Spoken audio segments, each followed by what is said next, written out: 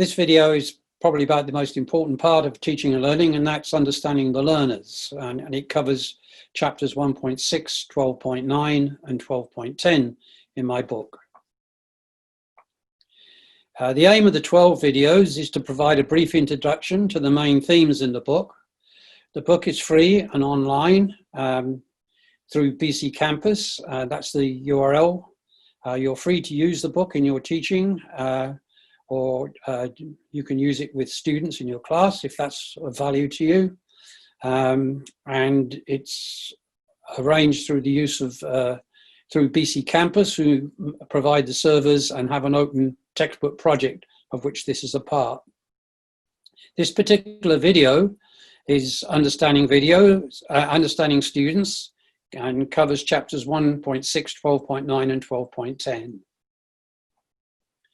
What we've seen in higher education over the years is a move from elite to mass higher education. At one time, it was a very small number of students from usually wealthy families that went to university. Nowadays, we're increasingly getting more and more students coming in. And as a result, there's a much greater diversity of students these days. They vary in age. We're seeing many more lifelong learners coming in, for instance. They varying much more in social class. Some of them are part-time. Even if they're full-time, they may be working part-time to help pay their way through university. The ethnicity of students is increased considerably. Students come from different ethnic groups. Students come with different language abilities. Many may be immigrants or children of immigrants. For instance, we have students with different levels of digital literacy, and we have increasingly, certainly in Canada, many more international students. So we have this lovely mix of diversity in our students now. However, that means students learn at different speeds in different ways. And that's a big challenge, particularly if class sizes are large. And we really should be trying to make sure that all our students succeed. So how do we provide the flexibility and the ability to adapt to each of the different students' needs? And this is where technology comes in particularly useful. One market I particularly want to focus on is the lifelong learning market. In Canada, 33% of all post-secondary students are 24 years or older. And that proportion is going up slowly each year. One reason is because of demographics. Students in an age cohort are either stable or declining slightly. But more and more students are coming back to university, or coming to university who may not have got a degree later in life. And so the number and percentage of lifelong learners is going up steadily.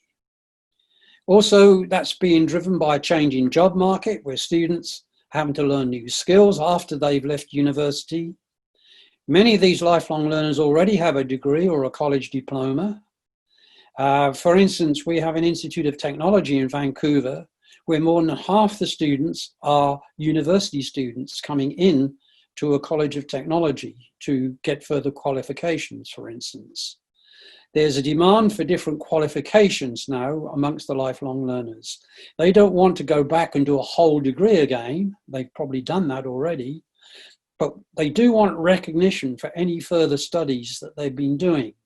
So they're looking for different kinds of qualifications, and in particular, what are called stackable micro-credentials. So if they just do one course, say on project management, which they need for their job, they can get a badge or a certificate for that, and they can then add further courses as they go, which could build to, say, eventually a master's degree. And most of these lifelong learners are working. They have families and they need flexibility in their studies. They need to be able to study at home when they're not working, or when they're looking after family and so on. So they need flexible delivery of learning. Online learners need the flexibility of anytime, anywhere learning. And they study somewhat differently. They study in chunks. After dinner, when the kids have gone to bed, when they're traveling on the bus, weekends and so on. And if you're not careful, it can be a very lonely way of studying. Students need strong connections with instructors and other students. And above all, they need self-discipline, independent learning. They have to take responsibility for their own learning.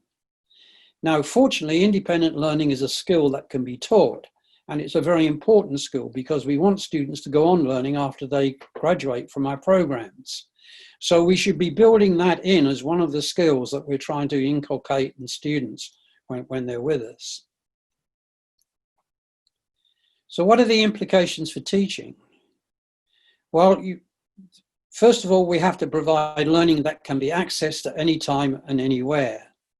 We need lots of activities for students, particularly if they're not in front of us in a face-to-face class, things they can do at home on their own. We need to allow for different pace learning. Given the diversity of students, some students will learn more quickly and others more slowly. So we need to provide the opportunity for students who may learn more slowly to spend more time perhaps studying at the times that they have available.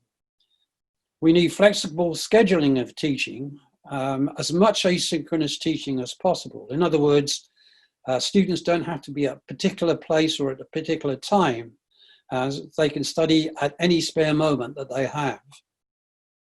And increasingly, we need to network between instructors and students and amongst students themselves to break down their isolation when working alone. And there's a little graphic here showing online collaborative learning. Each of the yellow is a student. Each of those students is separate from all the others, but they're linked online in different study groups and to the instructor as well, and to the teacher as well.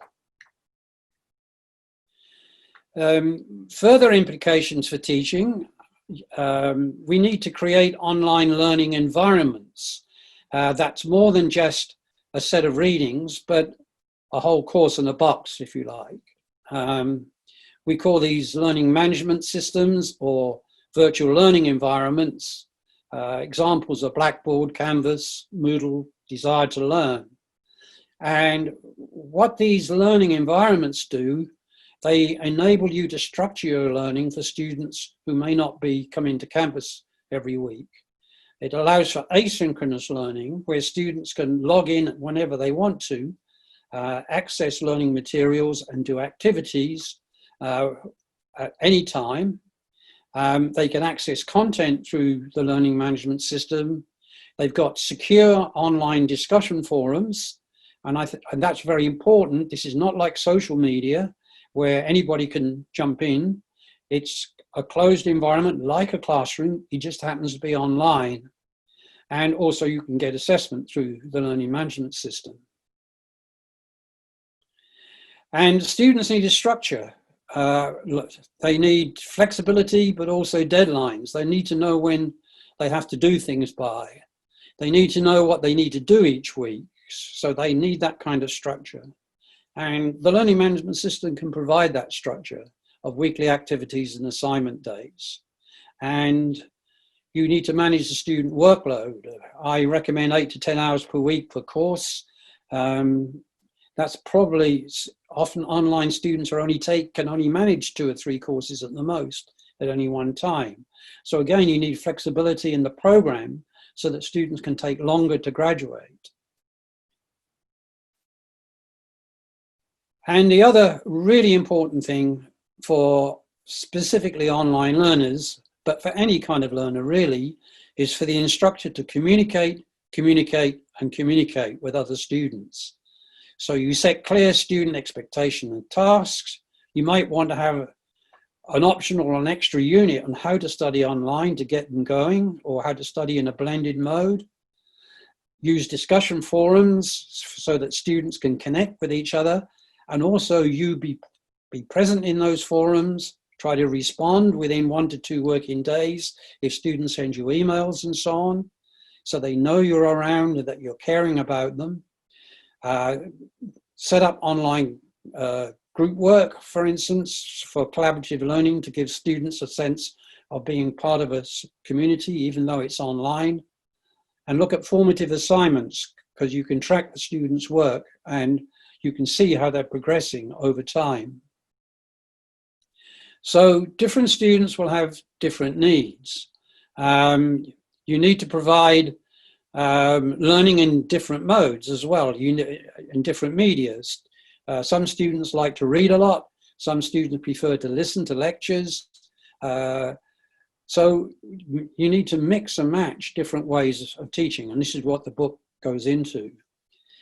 You'll find that young, less experienced students need a campus structure and need the campus environment, but older lifelong learners need flexibility of fully online learning.